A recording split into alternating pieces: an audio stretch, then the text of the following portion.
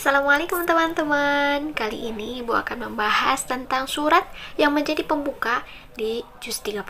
Kira-kira surat apa ya?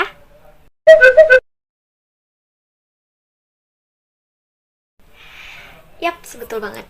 Surat ini adalah surat An-Naba. Surat An-Naba terdiri dari 40 ayat. Surat An-Naba ini adalah surat yang ke-78. Surat An-Naba disebut juga surat Makkiyah karena diturunkan di kota Mekah. Nah, teman-teman pernah mengira nggak kenapa juz 30 ini disebut dengan juz amma? Ternyata juz amma ini diambil dari ayat pertama atau kalimat pertama pada juz 30, yaitu amma. Pada ayat pertama disebutkan A'udzu billahi minasyaitonir rajim.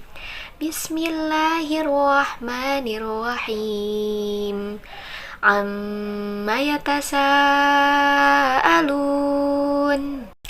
Surat ini memiliki beberapa nama. Yang pertama, surat Amma, karena kata pertamanya adalah Amma. Yang kedua, surat ini dinamakan dengan An-Naba, yang artinya berita besar. Kaum kafir Quraisy mendiskusikan tentang berita besar ini. Yang ketiga, dinamakan dengan surat At-Tasa'ul, yang artinya bertanya-tanya. Siapakah yang bertanya-tanya? Ya, kaum kafir Quraisy menanyakan tentang berita besar. Dan yang keempat, surat ini dinamakan dengan Al-Mu'sirat, yang artinya awan. Asbabun nuzul atau sebab-sebab diturunkannya surat An-Naba ini adalah karena kaum kafir Quraisy memperselisihkan tentang adanya satu berita besar, yaitu hari kebangkitan. Nah, pada ayat yang pertama sampai yang ketiga, Allah mengabarkan tentang kisah kaum kafir Quraisy yang saling bertanya, bahkan saling berselisih tentang hari kebangkitan. Kalau bahasa kitanya kayak gini, tadi Muhammad cerita loh tentang hari kebangkitan, kamu percaya nggak? Apa sih itu hari kebangkitan itu? Mungkin kayak akan terjadi hari kebangkitan.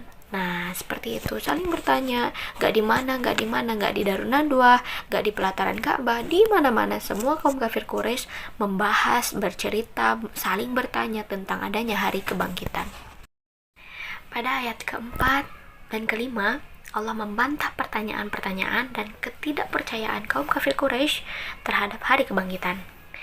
Pertanyaan-pertanyaan kaum kafir Quraisy itu akan dijawab oleh Allah pada akhir nanti. Pada ayat yang ke-6 sampai ke-16, Allah mengajak kita berpikir untuk melihat kebesarannya lewat alam semesta.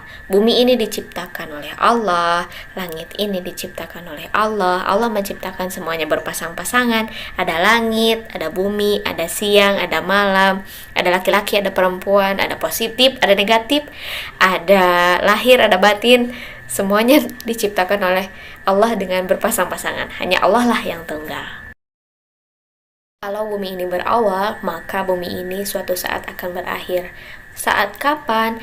Yaitu pada saat hari kiamat. Dijelaskan pada ayat 17-20, Allah menggambarkan hari kiamat itu seperti apa.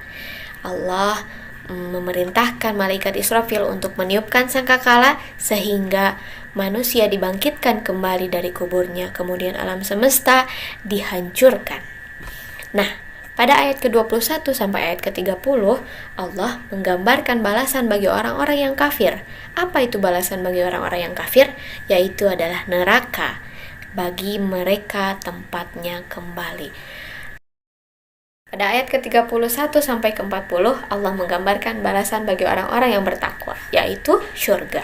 Lantas, sikap apa yang harus kita ambil dari surat An-Naba ini? Kita harus kembali ke jalan yang lurus.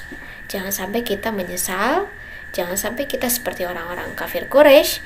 Di ayat 40 dijelaskan bahwa mendingan mereka jadi tanah, mendingan kita jadi tanah daripada kita jadi manusia tapi akhirnya disiksa. Nah, jangan sampai kayak gitu. Mudah-mudahan kita tidak termasuk sebagai orang-orang yang merugi. Wallahu a'lam bishawab. Oke teman-teman, terima kasih, cukup sekian penjelasan surat An-Naba-nya. Mudah-mudahan bermanfaat. Assalamualaikum warahmatullahi wabarakatuh.